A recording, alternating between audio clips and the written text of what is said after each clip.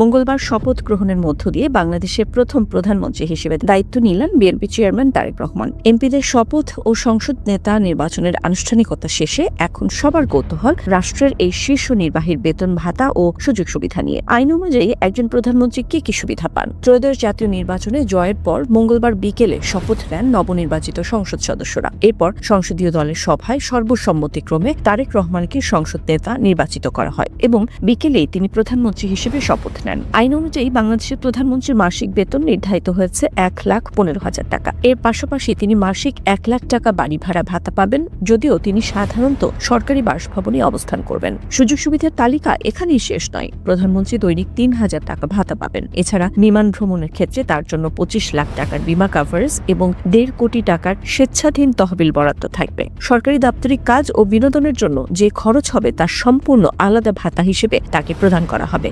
Office থেকে বাসা এবং বাসা থেকে অফিসে যাতায়াতের জন্য যাবতীয় পরিবহন খরচ রাষ্ট্র বহন করবে। একই সঙ্গে প্রধানমন্ত্রী সরকারি বাসভবনের বিদ্যুৎ, গ্যাস, পানি, টেলিফোন সহ সব ধরনের ইউটিলিটি বিলও পরিশোধ করবে সরকার। রাষ্ট্রীয় প্রোটোকল আর আইনি কাঠামোর এই সুবিধা নিয়েই দেশ পরিচালনার দায়িত্ব পালন করবেন নতুন প্রধানমন্ত্রী।